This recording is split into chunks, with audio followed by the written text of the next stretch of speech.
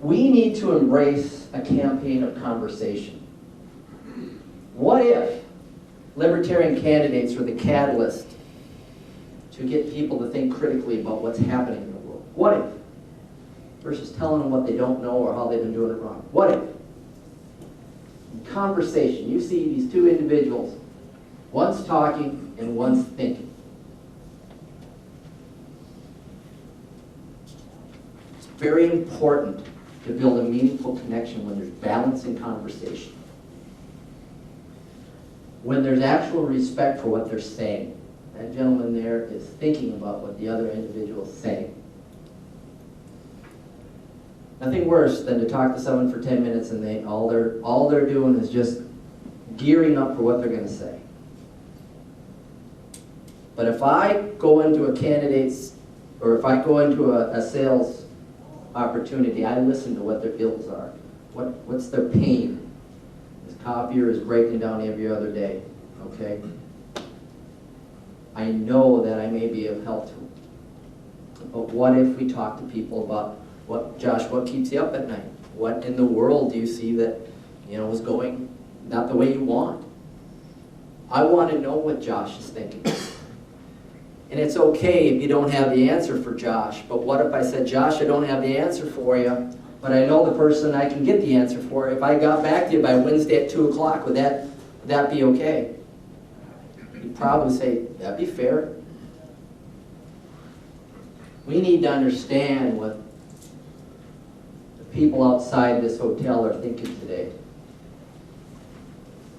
In Joel's area down in St. Peter, what's happening up in the Twin Ports? What about the 265 people that just got let go by Boise Cascade and the National Falls? What do you think they're thinking? We need to understand how we can be a catalyst in individuals thinking more critically and opening their minds up to another way of doing things. Did anybody wake up a libertarian in the morning? I don't think a whole lot of people would say that. I think it's an evolution. I think there's people that are catalysts in your life that bring you to that point. But ultimately, you decide to think more on an individual basis. It may have started when you're 6 years old, when a nun's telling you to do something and you want to say, no, don't tell me what to do. You can't do anything about it, but I'm tired of people telling me what to do. You may have been born that way, but quantifiable, when you go forward, you're looking at, hey, this is a great way to go. I discovered Ron Paul in 2002 because of his sound money practice.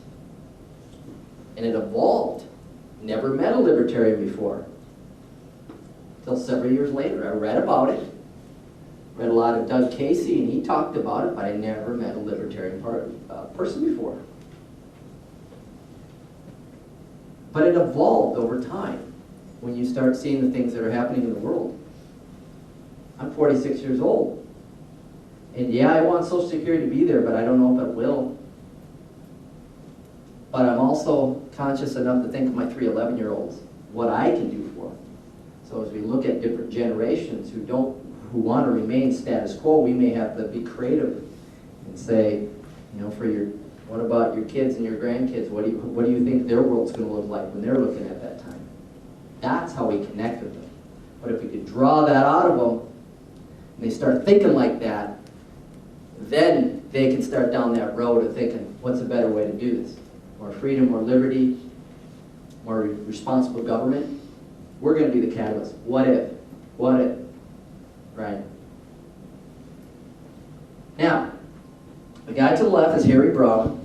He ran for Libertarian presidential candidate back in, what years? You guys remember? 2000? Yep. 96 and 2000. Harry Brown talks about that you may be the first libertarian they've ever met. Okay? So what image are you going to project? Are you going to be the guy that talks them down? Makes them feel like they've been doing it all wrong? You may be the first libertarian they meet. So So it's critical that we take some steps to do that. Brian, we can go on to the next one. This is me on weekends, okay? That's Weekend Joe, all right? I'm talking to my neighbors. I've got a beer in my hand, which is legal. I've got my Jeff Lebowski Dude Bucks t-shirt on. Got my Growler magazine talking about the beer industry. I'm on my property, talking to my neighbors. I just want to be left alone. I probably haven't shaved in about 3 or 4 days. I'm wearing a Guinness hat. But I certainly wouldn't go out in the community hoping that someone would listen to me seriously if they'd never met. Okay? That's me. That's the real me. My wife's in the corner there. She'll back me up. Let's go to the next one. There's Candidate Joe. I can tell you that 25 years ago when I was calling on businesses, when CEOs would look at me going, who's this 27-year-old trying to sell me a $30,000 copier? I had to play the part. I earned a lot of recognition just by the way I dressed. Okay? No, I'm not saying that we have to wear the suit that I'm wearing today. This is what I'm comfortable in speaking. But I can tell you that if you're the first libertarian you ever met, and you leave that impression that I'm serious about representing you and getting things done, and I want to learn more about you and what keeps you up at night, it goes a long way to at least be an image. You look at Ron Paul, Harry Brown, and those individuals, they're wearing suits, but they're effective. You see candidates that may go out and really not play the part, especially if you're going into some more established neighborhoods with Gen X, with baby boomers. We need to play the part. At least, you know, have the respect for them that you're serious about talking with. So, that being said, you can go on. Ripple Connects, this is the start. To help coaching candidates move into different areas of the Twin Cities and comfortably go to networking events, comfortably go into neighborhoods, make connections, and you know, move this party outward. I had one other thing I wanted to say.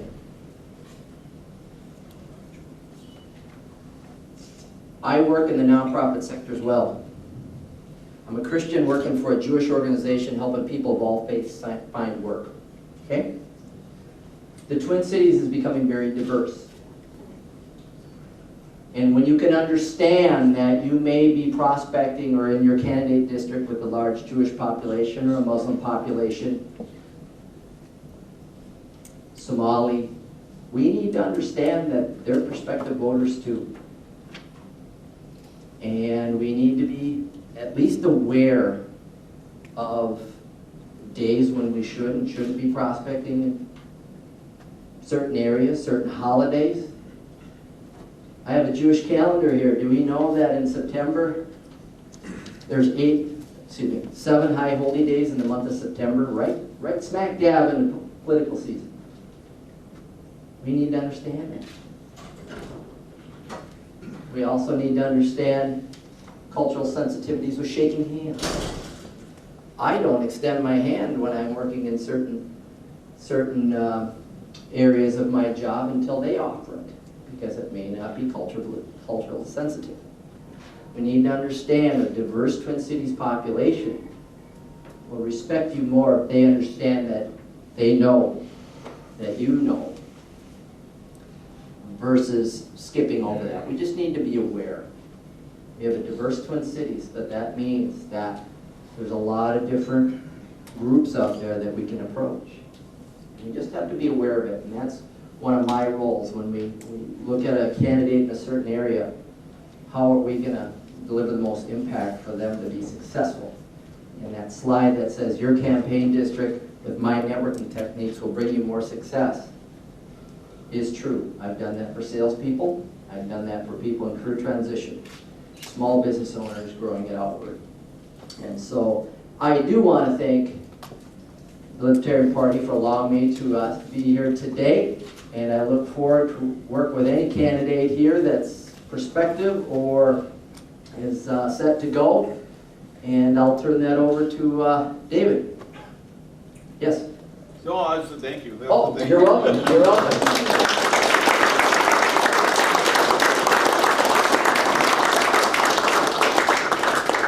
Is there any questions that you'd like me to answer while I'm standing here? Otherwise, I'll be out at the booth here, out to the left here. So, thank you.